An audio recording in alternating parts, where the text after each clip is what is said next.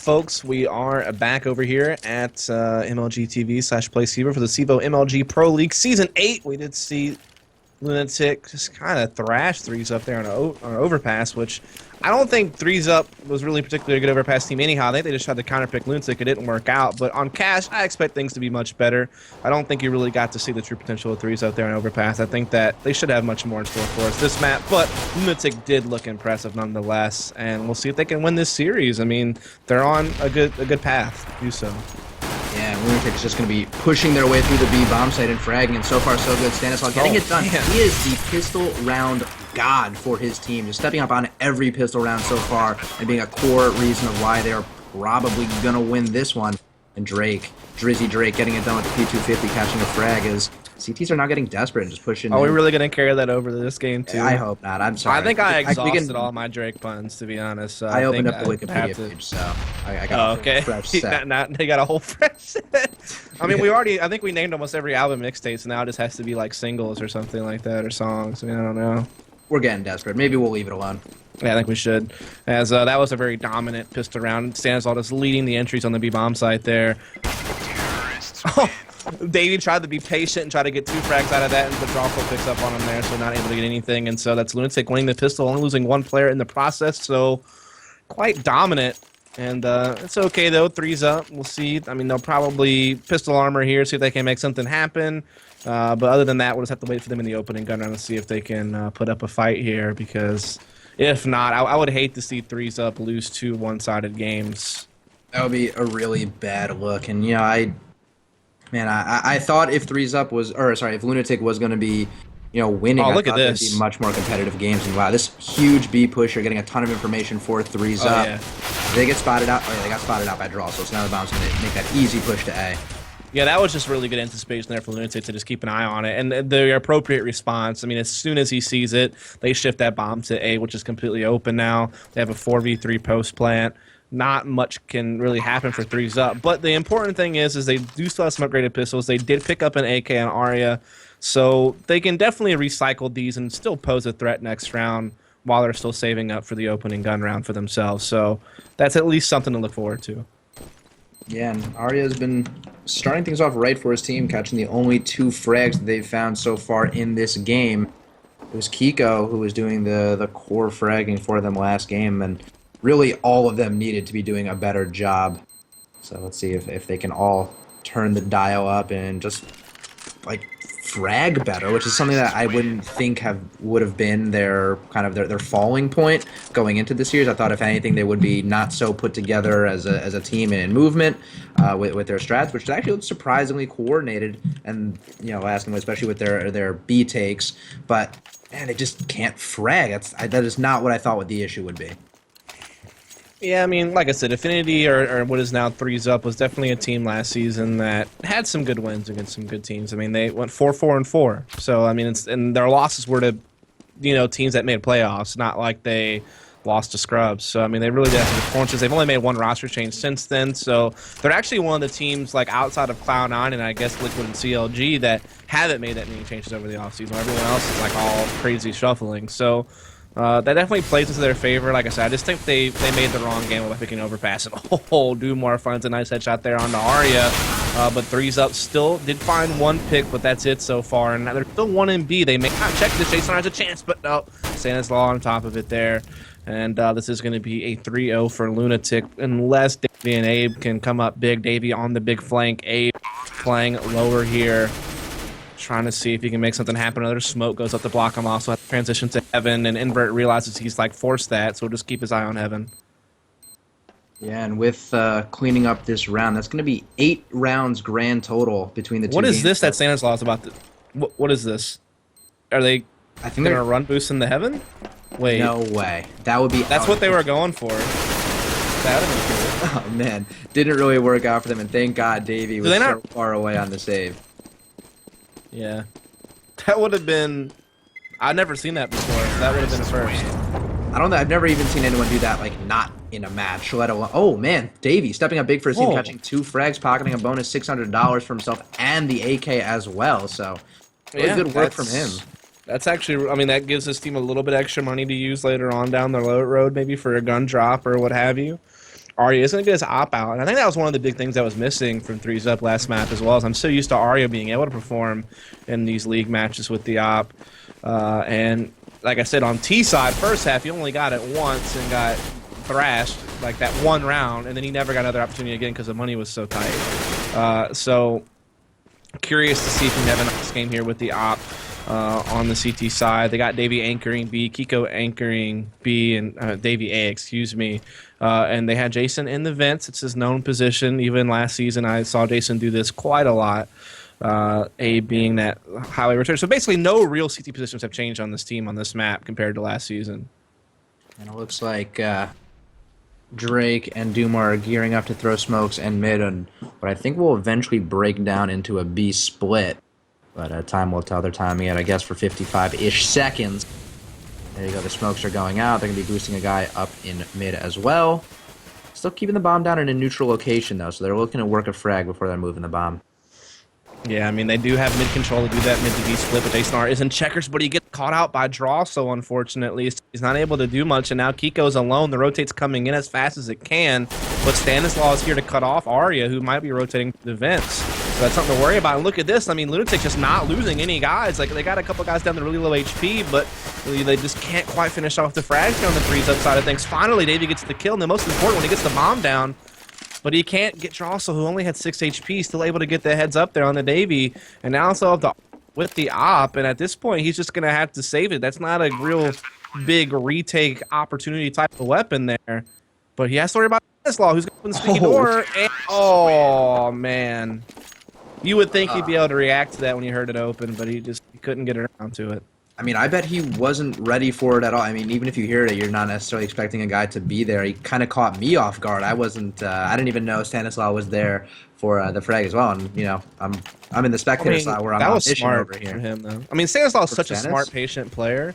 Just to like understand that there was no way that his team was going to lose it, and he was already mid garage. So yeah, he just took the route that was most covered to get in position to mess with Arya, and it worked out really well. And now to be Threes Up on another save. I mean, mid control taken by Stanislaw single-handedly because no one was there, and he got a good molly off on sandbags. And look at him, I mean, he's already up on A site, getting all the information in the world right now. He gets a free kill as well, spots another guy, gets that kill. I mean, he's just doing it all right now.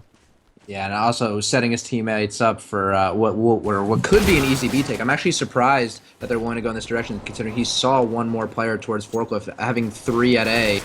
Yeah, I mean, there's more, but I guess you could also say it's a 3-man stack over at A, and the other 2 have to be at B, or could possibly be at B as well. I see it both ways. But he didn't spot enough. Like he killed the guy he spotted one more, so he didn't have enough information to know it was a stack. Didn't matter though. I mean, it's still a flawless victory here for Lunatic, and I mean, out of 5 rounds played, you know, 3 of the guys have only died once in those 5 rounds played. So a lot of money being built up, and the other 2 guys only died twice. So a lot of rounds that aren't even close, basically. Like, Lunatic is retaining their numbers quite well. They're building up a substantial economy on all their players, and Threes Up is just buying, and they're on the CT side, which makes it even harder to force. So that can just allow Lunatic to just keep building up rounds because they just keep forcing Threes Up into a save every single time they win 2 in a row. Yeah, and actually, they being Threes Up and Jason and Kiko are going to be pushing out a B, getting a lot of information as Abe catches a frag as well. With this information, that's going to inform an easy rotate over towards the A bomb site, but still Stanislaw, a fragger. Yeah, Abe did really well there to get that initial mid pick and also recovers for a second. Davey anchoring the site, also finding some nice results there. And so Drake all alone here, 1 versus 4, bomb down in A site. This is pretty much unwinnable unless he just goes bonkers. I think Threes Up have this one pretty secured. Like I said, really good fragging there from Abe and Davey in tandem to defend that A side of the map. And Threes Up showing some life, but they cannot afford to drop this. They do not have the ability to have their economy reset. Like, they really need to hunker down here and win a couple in a row. Yeah, absolutely. And these rounds from Threes Up have been few and far between. And if I'm not mistaken, they haven't... Oh, actually, no, they did really towards the end. As I say, they haven't strung together any rounds on the series, but they actually did towards the end of Overpass. But really, really briefly were they able to. They haven't put together any significant momentum in this game so far, or in the series so far, at all. So we're going to see just more spreading out from Lunatic over here, just trying to catch the 3s up players off guard. They showed some early aggression towards B, but have since fallen off of it when they were getting flashed. Again, there's 3B right now for 3s up. Like, they're putting Arya's op in there, so moving his op around, but also still leaving an aggressive player, Kiko. And Arya get the pick there on the Drake, so nicely done, but Kiko in the aggressive spot's going to get caught. I guess he was hoping Arya would pick up Soul Crossing, and I guess Arya didn't really spot it in time, and so that's Kiko down, and they know Arya's op is still in the picture, but I guess they didn't realize he was in checkers already. He gets one, but Invert trades it right back. So that was, like you said, just the second off there. But hey, look, 3s up is still in a 3 versus 2. So this is still very, very much winnable for 3s up. And there you see it, A picking up, staying as alongside Mirage. So this is much better for 3s up these last couple of rounds. Yeah, absolutely. It's going to be a real tough one for Invert to win here. But he knows Abe is still in the area, and he seems like he's pre-firing in the right direction. He's going to spot out Abe, do a little bit of damage here, but this is a tough one for him. Oh, he's still able to get the frag as Abe tries to just move his way out of the situation. And with 20 seconds on the clock, the B-bomb stays completely open. Invert's running right for it. Jason R is going to be right there to stop this from happening, but he actually doesn't peek out. He's going to allow Invert to plant the bomb. That's going to keep the terrorist economy in it and potentially allow Invert to make this round happen. He's not going to hit the no-scope as Jason R peeks out at the exact right time. Yeah, I mean, I think it's one of those things where it's like more about making sure you secure the victory, and rather than like trying to go for that die, get to a 1 versus 1, and then your economy's on the line about getting reset. So yeah, it's just best sometimes just to allow the plant and just give yourself the best possible way to win the round at the end of the day. Not the end of the day, but you know, the end of that session of Counter-Strike. And with that said, 3s up avoids the reset. They're starting to build their own bank. They've even tapped into Lunatic's economy. Like Lunatic losing this round would lead to a save probably. So they're getting back into this now. Yeah, bomb plants though still going to be padding the Lunatic economy. So, you know, if they can keep getting bomb plants, they're going to be able to keep the pressure on and keep trying to throw it back into 3s up phase. They're going to be gearing up for an A take here, and they're not really making it too secret as the bomber be throwing nades, spamming away at his AK. I think maybe trying to sell the idea that it's a fake by just spamming for this. I guess we were trying to spam the smoke in case anyone was pushing through, but just not showing any players quite yet. But the smokes are out. Is that perhaps a botched smoke on a highway? Yeah, it looks like it was a bit off. And, I mean, that was just like your standard slow A hit there with the set smokes from outside of the A lobby, but it just did not pan out. For one, Kiko came on a really fast flank and multi-frag from that position. As you said, the highway smoke was a bit off, so it allowed a gap there for the CTs to peek through and find some frags. Davey came up with 2 that round as well. So, well done. And like I said, it forces Lunatic into, like, a situation where they could have to save. I mean, they do have some money, so they can at least get like a safe Tech 9 buy up here. I don't know what they would do with this. Maybe like a quick squeaky door rush is like the best way to close distance fast and get the Tech 9s out in the open. I see a lot of teams favor that on these types of save rounds, and that appears to be what we're going to see. Yeah, even sending a guy over towards main, which is what they're doing with Drake, just to draw some attention, allow the squeaky players to aim at a counter-terrorist that's already aiming in a different direction. Let's see what they can do. Nades are raining. Oh, Davey just shutting it down with a great Molotov as well. Going to be extinguished. They're actually eventually able to take him down, but Abe cleaning things up well. Yeah, that was a good read from David to get that incendiary down and block off. He knew exactly what was happening as soon as he saw those smokes come up and the door open, and knowing that Lunatic was, you know, in saving territory. So that was just a great counter, and then Abe picks up as well. And we have 3s up. I mean, winning the last 4 rounds in a row. They're 1 round away from 5 in a row and a tie, and that'd be a great recovery based on how this map started, and then looking back even further how Overpass played out. That would just, I think it would help them build up some confidence and realize, hey, like, we're in this. Like, this is no big deal. They can still tie the series and get that point for the standings. So there's still a lot to play for here in this map, and they're creeping back into it. Look at this. They're boosting over the smoke and CT connector here, but still not going to spot anything as Lunatic will take control. Yeah, not only they're taking mid control, but they actually haven't been spending any smokes on the mid control that they were taking. Arya going to miss that shot onto Dumore. So, you know, they've taken a bunch of map control and haven't had to sacrifice too much in the way of damage or any damage, and with the utility nades as well. So, it'll be interesting to see what they can do off this. Arya's still trained in on where Dumore... Actually, not quite. It looked like he was from the X-ray, but he's just still trying to catch a guy over at Sandbags. He's going to be dropping nades towards me. He's so blind. He's going to get forced back as Dumar uses that as an opportunity to push up and catch a frag on Abe. Yeah, now we have Jason R, though, picking up on things, watching that CT spawn push and able to get a kill, but this allows Lunatic a little bit of ease into the B-bomb side here as Jason was preoccupied, and he's even getting spammed through the smoke down low, but he remains alive, but it's still a man disadvantage here for 3s up and a 2 versus 3 here, and that nade could put him out, and it does, right on the money, and that means that Davey has to play a 1 versus 3. He did spot draw soul there cross, so he tries to spam but doesn't find the kill.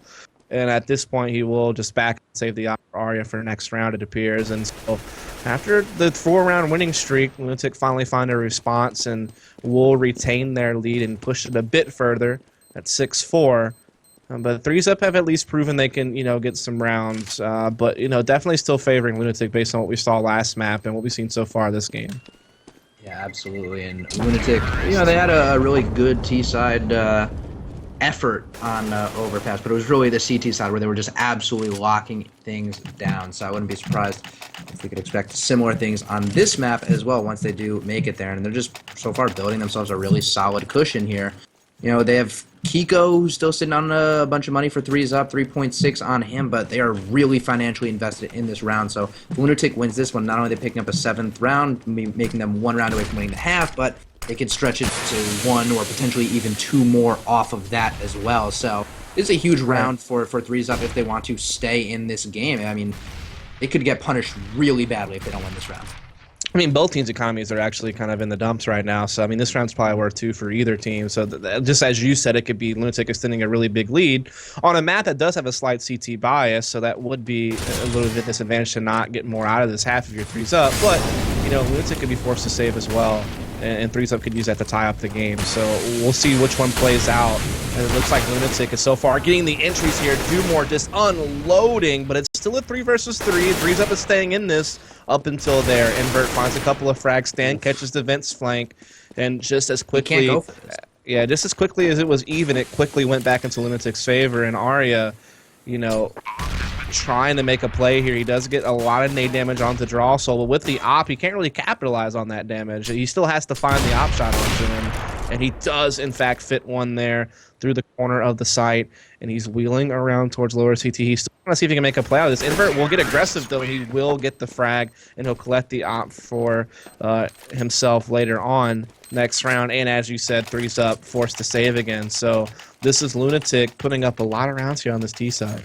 Yeah, looking really strong. I'm not exactly sure why Arya went for that. And I thought after getting that first frag and when he's running back down the ramp, I thought he would just run away and take the op and run with it. That was really the only thing they would have going for them on this round, is they're forced on just upgraded pistols, and that's pretty much it. For a heavy mid-hold, which is exactly where the terrorists are going for. They're also and Boom are teaming up to get a bunch, and yeah, they are just absolutely mopping up the counter-terrorists here. I don't know why he would go for that, but I don't know. Either way, Davey, last man standing, gonna be in the squeaky room as he's gonna get behind the terrorist right here. He's gonna catch one frag on invert, but will get traded out. So actually, altogether, not a terrible save from 3s up there, but Lunatic now extending their lead to 4 rounds with the 8-4 scoreline. Yeah, I mean, big buy up here. At the very least, they're forcing some rebuys. So they're keeping Lunatic's economy in check, which gives them the opportunity to force Lunatic onto a save if they can win this round right here. Granted, 3s up money's still quite tight, so they basically have to save if they lose this round. So it's like a situation where both teams' economies are quite fragile, but it's really 3s up that's in the more dangerous position in that regard. And we are seeing Lunatic staging up here once again outside A. They favor this more standard, I wouldn't say slow, but just real standard smokes on highway and quad, and it's not like that fast exploding hit that you kind of see Cloud9 and Envious like to run on this map on the A side of the map, and it's a bit more telegraphed, but yeah, they are. I mean, they're going late mid off of it, so that's really good if they're doing that. I'm glad, because like that's such a telegraphed hit, and they've already run it once, so they've kind of established the framework. This is what we do when you see those smokes, and so they're using that. Like you said, to audible and to seek opportunities that, like a semi-fake, so to speak. And it's working out well. Arya just gets caught completely out. Like, he had to have known that they had mid-control, and, I mean, he just wasn't paying any mind to it, though. This must have been some kind of miscommunication there.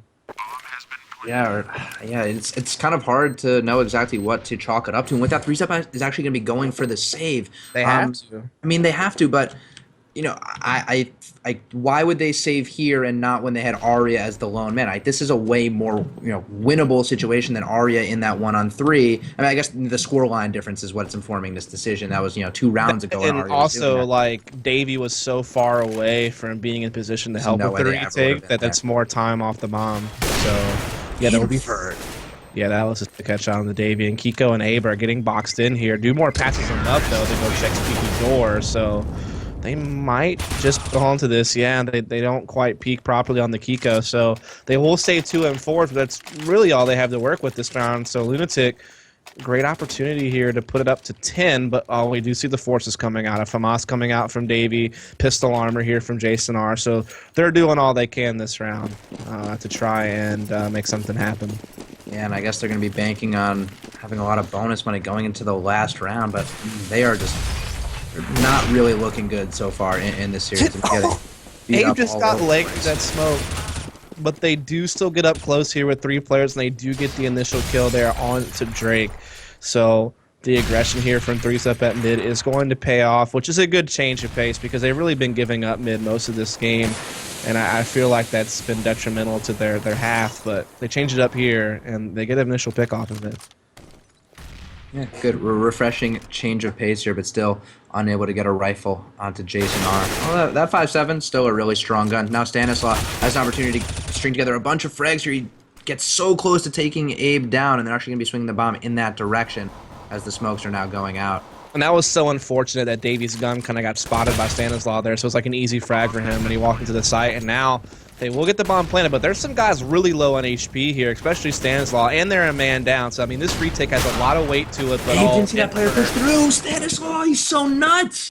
I mean, like I said, he's so smart, man. He's one of the smartest players outside of, like, the top tier team, so to speak, like outside of your Cloud9s and such like that. I mean, he's one of my favorite players from like the middle of the pack teams as far as just like, because I mean he's not like super flashy like some of these big like entry fraggers you see in some of the middle of the pack teams like a Rix or like a Shazam or something like that.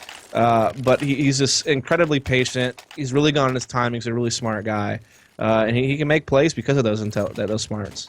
And there was a guy up in heaven who got hit by Stan's like perfect pop flash, and that allowed him to catch the truck player off guard and then turn and just see that guy that's standing on heaven full hand over face looking like nothing doing a flash dance, and just like that he single-handedly wins that round for his team.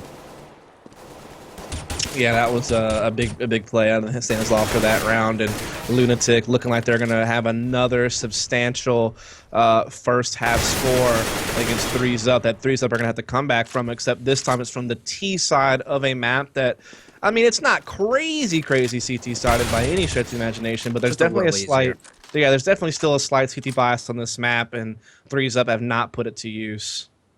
Now, but they are going to be working it down to a 3-on-4, so not completely terrible. But those 3 counter terrorists are spread out literally all over the place. They have 1 in mid, 1 in A, and 1 in B, so there's just almost no trade potential for them.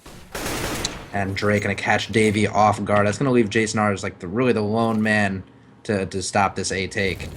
Yeah, and a good fire is going to go off to really block him from being able to take any types of peeks as they slip the bomb into the site here.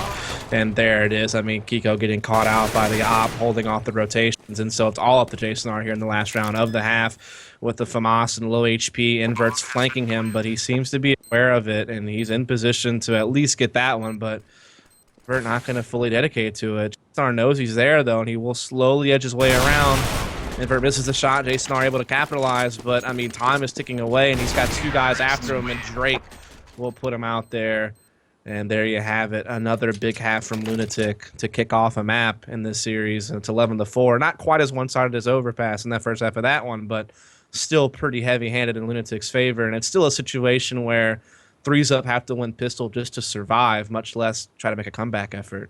They haven't won a pistol round yet. Off that first pistol round on Overpass, they were able to win the round 2 forced by Eco round, but still, Lunatic has won a grand total of 8 out of 9 rounds purely off of their pistol round wins, going 3 for 3 on them. So It's just been such a hard team to shut down. I mean, Stanislaw has been, I think, the MVP just all over the place, but particularly on pistol rounds, he's just been setting himself apart from the rest of his team. I think he's picked up a 2 or 3K every pistol round so far. Yeah, I mean, Stanislaw has had an immediate impact on this team, even though he's only been on it for like a day. I mean, He's he's that had. good. I mean, he's the top fragger for them both maps. I mean, he went off. I think he was in the 20s or near them last map as the top fragger for the team, especially on that CT side, holding that B bomb side down overpass. So he put up incredible numbers there, and on the T side of this map, even though he's not even an entry fragger really, he had crazy entries throughout the half, especially in that pistol round, as you noted. And here comes the pistol round here from threes up. What can they do on their T side? Oh my goodness, invert. Oh, he's just popping domes left and right like there's zits on a nerd's face right now. And it's just in my face. And there you have it. Lunatic win the pistol 12-4 is the score now. And this is just getting out of hand, just kind of like Overpass did, man. Definitely. And, threes up does have that force buy potential like we saw in Overpass, but, man, Lunatic 4 for 4 on pistol rounds. That's brutal if you're threes out. I mean, there's no other. It's just not good. Like I don't know. I'm running out of synonyms for not good. It's just things are just not Bad? going there with bad. Yeah, bad would be a good one as well. I'm trying to use. And it's unfortunate because, like I said, this is so uncharacteristic. I feel like of this five. I know they were, like I said, they're one of the teams that made the least amount of changes between last season and this season. For one, which you on a map to think is gonna, help them out. And like I said, they had some impressive results at times last season. It wasn't consistently good results, but they found some upsets here and there against CLG and Nylon. They put up some ties against some teams. They didn't lose anybody they shouldn't lose to. Their losses were to the big teams like Cloud9, like Liquid. And ESEA, they even found some upsets against some of the better teams like Liquid on some maps. Mm-hmm. Then they make this one change with Kiko. Who's an experienced player in his own right, who's, a solid player in his own right. And I mean, it seems like you wouldn't have to do much adjusting with only one roster move. Seems like they cut a really valuable member to their team. It's either that or it's like I mean, I think I'm willing to just say Overpass was just a gamble pick that they probably shouldn't have rolled on. Like they themselves admit they weren't like a great Overpass team, and then they tried to pick it and it just didn't work out. The counter pick was not a counter pick. And this map though, I mean, I'm just really surprised they're losing this badly. I mean, this is a map they should be able to put up good numbers on, and it's just not happening for them here. As now Arya's forcing a 1v2, and yeah, it's over. And Lunatic 1 round away from map point. And set point. Yeah, I mean, I think just writing that first what we map off on Overpass as a gamble pick, and they didn't necessarily expect it to pass. I'm not sure if that necessarily justifies making a bad decision. Like I see where you can do that and say like, hey, it just didn't work out. We'll learn from this mistake, but I'm not sure if you can just fully write that off. I'm not sure if that's just exactly how it works. I mean, they may be able to do that mentally, but if they're just writing those off as, whatever, we'll fix that later, that's no biggie, then I'm not sure if I have a lot of faith in this lineup moving forward. They can't give those up, and then once they are giving them up, they can't look this bad on a more standard map. Stanislaw is going to be pushing up, catching 2 players completely off guard. Easy P90 frag for the first one, make that 2. He's stepping in for 4. Man, that's... God, it's brutal out here. It's getting rough out here, boys. Like, go inside, hide your kids, hide your wife, man. Like, it's getting tough out here on these streets. As Lunatic in a 4 versus 2. Kiko trying to play his way out of it. He does find a pick, so that's something. But Arya gets caught with the bomb in mid garage. Like, they just seem lost at this point. Like, they're separated. I mean, people are getting caught out by themselves. Like, they seem to be kind of crumbling under the pressure here. And 15-4 right now in favor of Lunatic. And I wonder if part of it, like, I feel like there's 2 parts to why this is happening. Like, I think one part is threes up are just not performing the standards that we expect. And the other thing is I think Lunatic is just playing better than people expected. Not that Lunatic was like a pushover.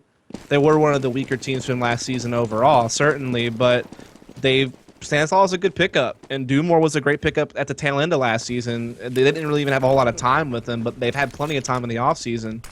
And, I mean, they're looking good. Seems like Threes Up has not done much in their offseason. Along with that, the core Lunatic members that weren't roster adjustments seem like they're also just playing fine. Right? They're just keeping it up, and with that, it's only two terrorists left alive. This could be it. I mean, 16-5 and 16-4. That's not a good look for a large betting favorite. The Faithometer. I mean, it's one of those things that it's only the first match of the season, so it's way too early to get like too panicked or too worried about this team. But that's when teams die. But here's my thing. Like, it's not even that they lost, it's the fashion in which they did. I think you got to put up some type of fight, and there was really no fight in Threes Up tonight. I mean, Lunatic just steamrolled them. And I was willing almost to not really write off Overpass, but kind of give them the nod just because it was a gamble that didn't work out. But then you come to Cash, like a more standard map that, you know, pretty much all North American teams can play well. Yeah, exactly. It didn't even happen for them. So hopefully they will learn from this and fix things up and put up a better showing next time. I think they still do have some talent on that team, and I think last season they put up decent results, and I felt that was decent enough to build upon. So let's see if they can fix it and work on it and see if they can next time around. However, I don't want to focus too much on that. I want to focus on Lunatic, man. They looked excellent tonight. Fantastic. They just picked up Stanislaw today or yesterday. He drops really good numbers in both games. Like I said, very smart, patient player. I think he brings a lot of knowledge to the team, a lot of teamwork to the team. Obviously, Dumore is the star player we expect to see put up big numbers. He's known as being a really heavy aimer in his history in CSGO. Yet, I mean, both games he bottom fragged. But and that's the point. Like, even though he bottom fragged, he still did well, and his team still dominated. I mean, like Invert's op was just on point both maps. I mean, everyone was just really playing well. So yeah, he didn't really have to do much, even though he's like one of their big aimers.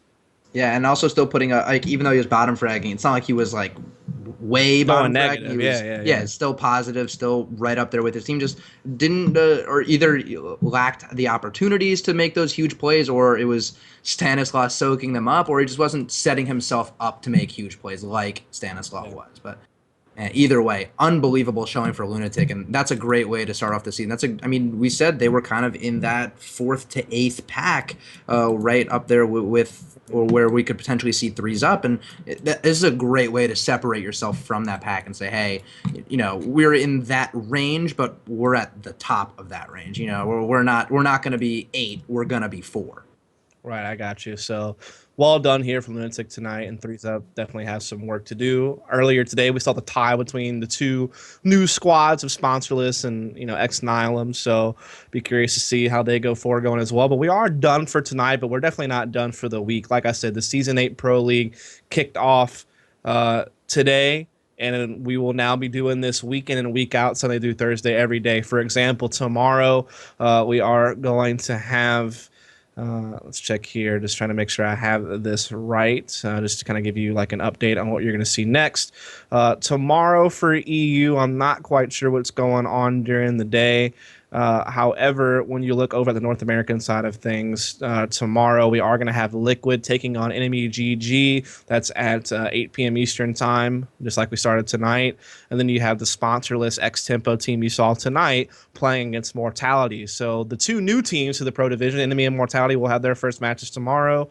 And then Liquid will maybe kind of start debuting their new roster that they're working on in their first match for our league tomorrow night as well. And like I said, this rolls out every night, Sunday through Thursday, for the rest of, not forever, but until our LAN in November. So, you know, 3 solid months of regular season Counter-Strike leading up to the playoffs. So be sure to follow up and catch all that in the coming weeks. Yeah, it's going to be really exciting. And when you say coming weeks, you mean coming weeks. Like, there's going to be Counter-Strike, as you said, Sunday through Thursday from now on until the end of time, pretty much. It's morning EU, nighttime. Because even after the Season 7 LAN, there was really no break between that LAN and placement, like maybe a couple of days. So even in between seasons, we only take like maybe a few days off. So it's pretty much daily, year-round, consistent Counter-Strike going on between the pro and amateur divisions. So yeah, definitely this is a place where you can find your daily fix of Counter-Strike. So definitely, without a doubt, follow up over here. You can also follow us casters if you'd appreciate that as well to show us some support. You can follow me at Dustin Moret. Follow later over at Later Yo. Also follow up at CEVO. You can definitely also tweet at CEVO. If you, in fact, want to give some feedback, let them know what you thought about the broadcast, what we can work on, what we can fix. We're always open to constructive criticism and feedback, so be sure to get your voice heard there as well. To either support us or to let us know what we need to work on. Other than that, there's a couple of things I need to run through really quick here later. So first off is Season 8 is still open to you folks. Like obviously the Pro League has started tonight, but we still have registration open because the Pro League started a week earlier than the other divisions. So you can still register to play in Season 8 for the entire season. We have 175K up for grabs between prize money and travel support.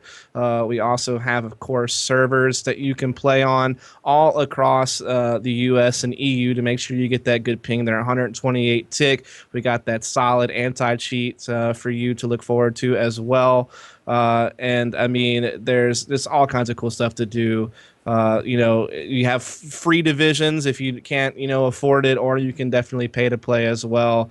And then obviously we get to look forward to our LAN finals at the MLG Arena in Columbus, November 6th through 8th. So if you want to get into that, definitely register now at CEVO.com/season8. Also, if you want to get involved with the CEVO TV staff, we are looking for people there as well. We're looking for people to do production, behind the scenes stuff, running the stream. We're looking for in-game spectators, camera guys, basically. We're looking for talent as well as video editors and graphic editors. So just, check out CEVO.com/jobs and see if something fits your skills and give us an application. Yeah, and I'm pretty sure that's it, right? That wall of text or the wall of verbal text. Yeah, sorry, folks. I mean, people ask us all the time about how they can get involved in the scene, and this is your perfect opportunity here. If you want to, get a gig working with competitive Counter-Strike, either as a commentator or a production guy or a graphics guy, video editor guy, just whatever. I mean, if you feel the need or you want to take the next step and try to get involved, I mean, here's your chance. We're looking for people, so definitely, apply. Maybe get like a little demo reel or some samples together so we can have something to kind of know who you are, basically. And yeah, I mean, we're always looking for people, and that's pretty much it. I think we covered everything. We appreciate you folks so much, and have a good night. We'll see you tomorrow. Good night, everybody.